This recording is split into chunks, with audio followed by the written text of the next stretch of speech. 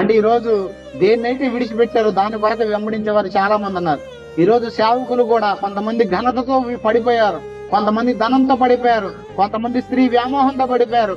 సేవకులు మాత్రమే కాదు గాని ఇక్కడున్న ప్రతి ఒక్కరు గ్రహించాల్సిన ఒక విషయం ఏంటంటే, నువ్వు దేనితో ప్రారంభమయ్యావు, ఎక్కడ ముగించబడుతున్నావు.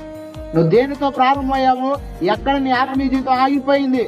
గురి మీద, గమ్యం మీద ఎప్పుడు లక్ష్యం ఉంచేవాడు ఎన్నడూ కూడా వేరే వేరే వాటి వైపు మళ్ళిపోడు. ఒకవేళ వేరే వేరే వాటి వైపు మళ్ళుతున్నావు అంటే అర్థం ఏంటంటే, నీ గురిని, నీ గమ్యాన్ని వదిలిపెట్టావు. ఈ రోజు సేవకులు చాలా మంది ఒకప్పుడు ధనాన్ని వదిలిపెట్టారు సేవ కోసం, ఒకప్పుడు కుటుంబాన్ని వదిలిపెట్టారు సేవ కోసం, ఒకప్పుడు ఘనతను వదిలిపెట్టారు సేవ కోసం. కానీ నేడు దేనికోసం పరిగెత్తున్నారు తెలుసా? డబ్బు కోసం పరిగెత్తున్నారు. దేని కొరకు విడిచిపెట్టావో దాని కొరకే వెంబడిస్తున్నావు. దేన్నైతే వదిలేసి ప్రభు కొరకు వచ్చావో దాని కొరకే ప్రభువులు వెతుక్కుంటున్నావు. ఒక సినీ యాక్టర్ అన్నాడు, ఒక ఆయన వాకింగ్ చేయడం వెళ్ళిన మీటింగ్ కి తెల్లారు ఆయన వస్తున్నాడు అనమాట. అంటే 3 రోజులు మీటింగ్, ఫస్ట్ రోజు వేరే ఆయన వచ్చాడు, 2వ రోజు నేను వెళ్ళా, 3వ రోజు ఆ సినిమా యాక్టర్ వచ్చాడు అనమాట. అయితే ఆయన పిలిచిన కన్వీనర్ బాధపడితే ఏమన్నాడంటే, మరీ ఇంత రేట్ అడుగుతున్నాడండి అన్నాడు నాతో. ఎంత రేట్ అడుగుతున్నాడంటే దాదాపు 30,000 అడిగాడంట. మరి దూరం ఎంత తెలుసా? మహా అయితే ఒక 20-30 కిలోమీటర్ల ఆ ఊరికి ఆ సినిమా యాక్టర్ ఉండే ప్లేస్ కి, అంటే మా తెలంగాణ దూరం. ఇప్పుడు ఎంత డీజిల్ వేసుకున్నా ఎంత అవుతుంది అంటారు? ఎంత అయింది డీజిల్?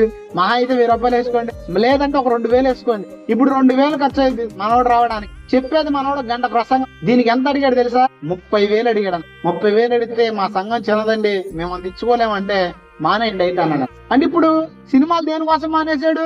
డబ్బు కోసం. డబ్బు కోసం ఒకప్పుడు చేశాడు సినిమాల్లో. మరి దేనికోసం మానేశాడు అంటే దేవుడి సేవ కోసం మానేశాడు. మరి ఇప్పుడు దేవుడి సేవ దేనికోసం మానేయాలనుకుంటున్నాడు?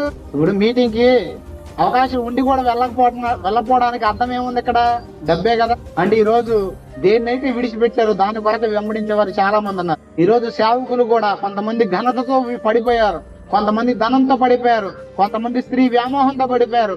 సేవకులు మాత్రమే కాదు గాని ఇక్కడున్న ప్రతి ఒక్కరు గ్రహించాల్సిన ఒక విషయం ఏంటంటే, నువ్వు దేనితో ప్రారంభమయ్యావు, ఎక్కడ ముగించబడుతున్నావు. నువ్వు దేనితో ప్రారంభమయ్యావు, ఎక్కడ నీ ఆత్మీయ జీవితం ఆగిపోయింది. అందుకే దేవుడు అన్నాడు, నువ్వు ఏ స్థితిలో నుంచి పడిపోయావో మరలా దాన్ని అంటే కొనసాగుతున్నావు, కంటిన్యూ అవుతున్నావు. ఆ క్రమంలో ఏమైంది? కొనసాగుతున్న క్రమంలో జరిగింది ఏంటంటే, కొన్ని ఆటంకాలు, కొన్ని అడ్డులు నీ జీవితంలో వచ్చినాయి. మీకు విషయం చెప్పనా? కొంతమంది ఇలా మాట్లాడతారు, వెళ్దామని ఆలోచన ఉంది, చెయ్యాలని తలంపులు ఉన్నాయి, కానీ అన్ని ఆటంకాలండి, ఏం చేయలేకపోతాం. ఆటంకాలు ఎదురైనప్పుడే మన అసలైన జీవితం బయటకు వస్తుంది.